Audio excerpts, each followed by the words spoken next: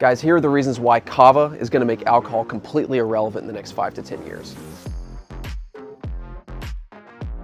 So we all know alcohol, but you may not be familiar with Kava. Kava is a stress-relieving nootropic drink that's kind of nature's original social tonic from Polynesia, and it's been used there for thousands of years, basically in the same context that we use alcohol in the United States, but in a context that's like completely natural and authentic, that doesn't yield any negative health outcomes over the long term, basically. It's really nature's original and nature's only truly functional alcohol alternative, right? So most NA beverages, non-alcoholic beverages, are things that we just kind of hold instead of alcohol, like an O'Doul's, or maybe like some functional beverages that have L-theanine or magnesium or other like sort of natural compounds in them. But Kava is a whole food substance that's a drink that's prepared from the roots of this amazing Kava plant that grows in Polynesia. There's 20 times as many Kava bars in Vanuatu and in Fiji, 2 Polynesian islands, as there are regular bars because they prefer it in every context. So it really is like the closest comparison to alcohol from a function standpoint, something that actually delivers on the functional effects of alcohol without any of the side effects or downsides, toxicity, habituation, addiction, or dependency that comes along with alcohol. So there's 2 major components that differentiate something that's totally natural like Kava from something like alcohol, and that's function and safety, right? So under function, Kava is kind of like alcohol without the drunkenness. Because it's a whole plant beverage, it actually interacts, it's biologically compatible with the human body in a way. So it works with the nervous system, and it actually is good for brain health and for whole body health. So it actually is a medicinal tonic. It's a medicinal herb that's good for the microbiome. It's good for the receptors in the brain. It actually helps to refuel or replete the natural production of your body's and your brain's own feel-good chemistry. So it kind of interacts with the receptors in the brain in a way that wakes them up and actually turns on their natural production. So you get this kind of like upliftment from within. So it works with the body to kind of enhance or amplify all of its mechanisms for helping you to feel good and to function optimally and to perform as a human.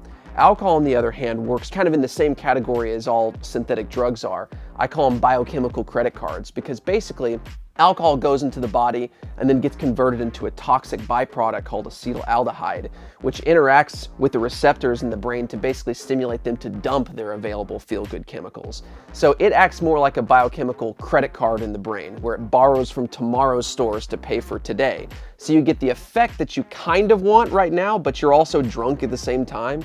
Most people, whenever they drink alcohol, they drink it because they want to relax. They just want to loosen up. They want that liquid courage effect, right? They want to be able to just be in a social setting and kind of, connect effortlessly with people, or they want to relax and kind of de-stress from their day, right? It's for stress relief and it's for connection. Those are the main 2 components, the reason why people use alcohol.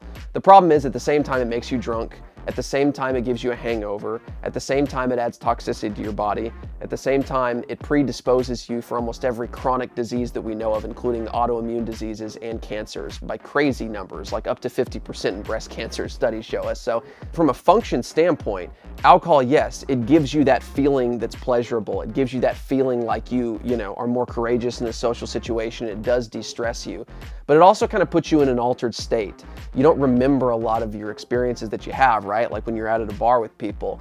So what differentiates it from something like a Kava, right?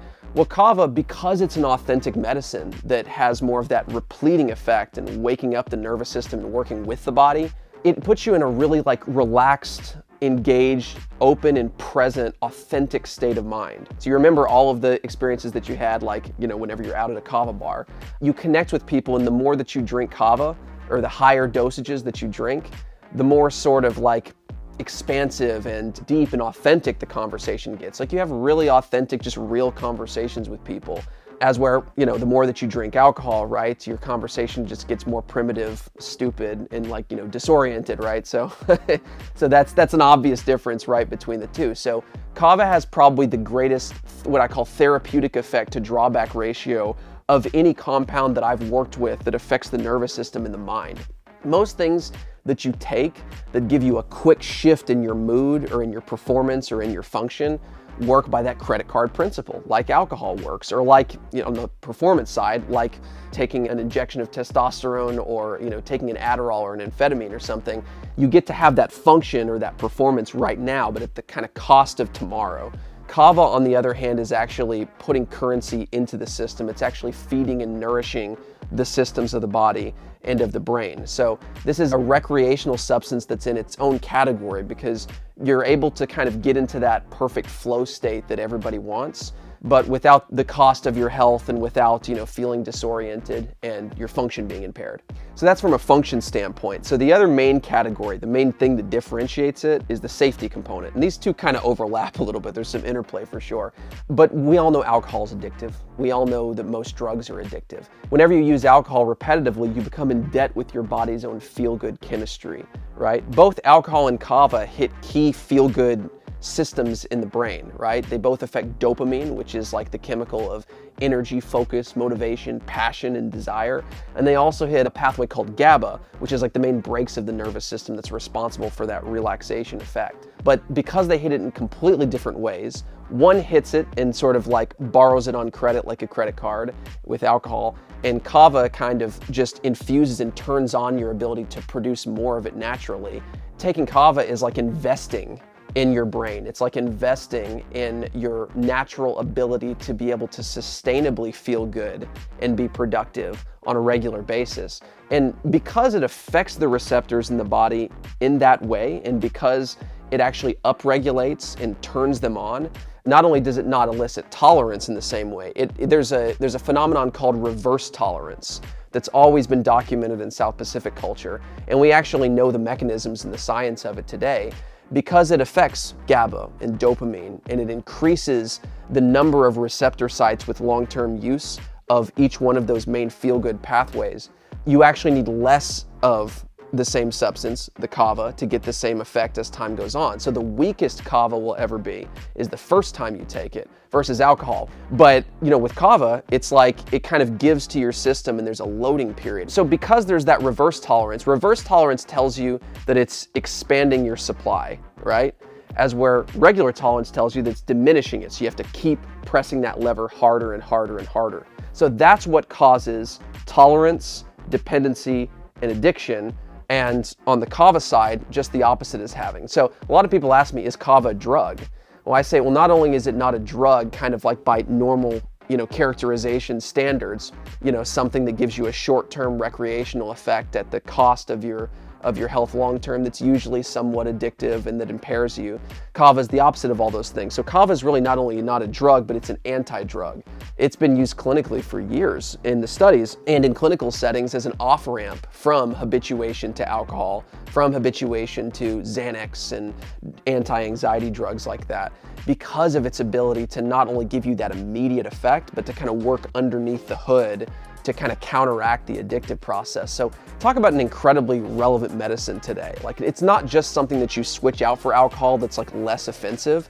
It actually is something that helps to rehabilitate the system that is part of the solution to the problem, right?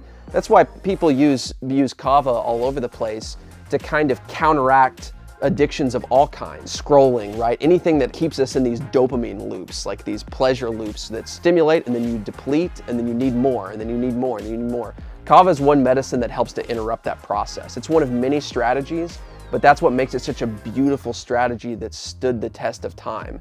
So we know that there's no habituation, no tolerance, no impairment, and all of that. There's little to no toxicity if it's prepared correctly, right? Whenever you follow the rules of traditional kava preparation and use the roots and make the preparation of the beautiful thing that we call kava, which is the water and pressure extraction of only the roots of the certain strains of these plants, it's been used by 90% of the population daily, like literally daily, in Vanuatu and in Fiji for hundreds of years, thousands of years, right? With virtually no negative net health outcomes whatsoever. So it's something that's medicinal, it's something that's very nourishing to the nervous system and to the body, right? Versus an alcohol, which carries with it a level of toxicity that we all know is present. Alcohol is, at the end of the day, a metabolic poison that we just tolerate a certain amount of. But kava is not only something that you have to tolerate, it's something that actually feeds the body. And as you can see, I mean, there is no comparison between the two. I mean, it's a no-brainer. Anywhere where kava is injected into the culture in a form that actually fits in people's lives, it's a no-brainer. The more kava people drink, the less alcohol people drink. So for those reasons, that's what makes kava completely superior to alcohol, and that's why it's going to replace alcohol in the coming years.